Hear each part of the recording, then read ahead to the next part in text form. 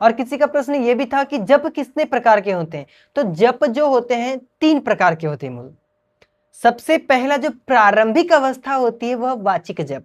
वाचिक जप मतलब कि आप मुख से बोल रहे हैं। वाचिक जैसे कि आपने एक आसन में बैठ गए, सबसे पहले सर्वप्रथम एक आसन में बैठ गए, चाहे सुखासन में, सिद्धासन में, पद्मासन में, अच्छी स्थिति में, स्थिर सुखम आसनम, स्थिरता से सुखपूर्वक जिस आसन में बैठा जाए वह आसन कहलाता है। और फिर उसमें बैठ करके यहाँ हो, चाहे हृदय कमल में हो, चाहे हृदय चक्र या आपके चाहे मूलाधार, किसी भी एक स्थान पर, देशबंधा चित्त से धारणा, कहीं भी एक स्थान पर, एक प्रदेश में, एक स्थान में, अपने अंदर के कोई भी एक अंग पर, यहाँ चाहे यहाँ पर हो, चाहे आप नासाग्र पर हो, चाहे आप जीवाग्र पर हो, कहीं भी आप एक जगह अपने देशबंधा चित्त से धारणा लगानी, यानी चित्त को वहां रोकना है। और वहां पर रोक करके अब शुरू करना है नाम जप। अब नाम जप करें, चाहे आप मुद्रा में बैठे हो, मुद्रा में बैठिए, चाहे एक हाथ में आप, अभी तो काउंटर आ गया है, वो काउंटर जो पहन के रखते हैं, तो काउंटर भी आप प्रयोग कर सकते हैं। और माला आपके पास है, माला भी आप प्रयोग कर सकते हैं, तो माला कर लीजिए। और एक हाथ को आप चाहे मुद्रा में रखना चाहे मुद्रा में रखिए, ज्ञान मुद्रा, जो भी आप मुद्रा आप करते हैं वो मुद्रा में आप रहिए। और फिर बैठ करके आप सब यहाँ पर आपने लगाया और बैठ करके लंबे गहरे श्वास लेकर के, हम वाचिक जप के बारे में बता रहे हैं। लंबे गहरे श्वास लिया और इस प्रकार से जप करना है ओम का।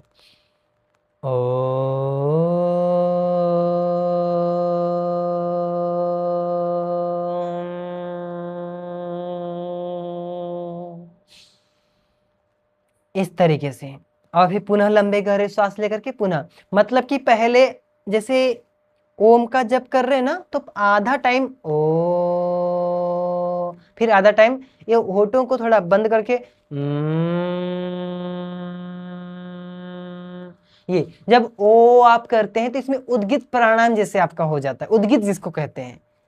तो ये, और जो इससे कई रोगों का निदान भी होता है, व्याधि संशय बहुत सारे तो बताया ही शास्त्रों में, उद्गित प्राणायाम भी आपका हो जाएगा। तो इसको बोलते हैं वाचिक जप। ये आपको अवश्य करना है, चाहे आप 10 माला करो, 15 माला करो, 21 माला करो, 51 माला करो, पर माला आपकी धीरे धीरे ना बढ़ते रहना चाहिए, कम नहीं होना चाहिए। अगर आज 1 हुई, कल 2, परसों 3, 4, फिर चाहे आप 11 पे आके कुछ समय तक रोकिए, फिर स्थिति से बनाइए कि 11 से 12, फिर ऐसे थोड़ा धीरे धीरे बढ़ाइए, ये कोशिश आप कीजिए। ये हुआ वाचिक जप। अब होता है उपांशु जप। क्या होता है, जैसे हाथ में माला ले ली या काउंटर ले लिया, आंखें बंद करके, आंखें बंद रखनी है। अब वहीं फिर से यहाँ धारणा लगा दी, चाहे किसी भी एक स्थान पर आपने, चाहे आपने नासिका के अग्रभाग पर, चाहे जीवा के कहीं पर भी आपने लगाई, और यहाँ आपने लगाया तो वहां धारणा लगा करके ओम ओम ओम ओम ओम ओम ओम, मतलब इस तरीके से चल रहा है ये उपांशु जप।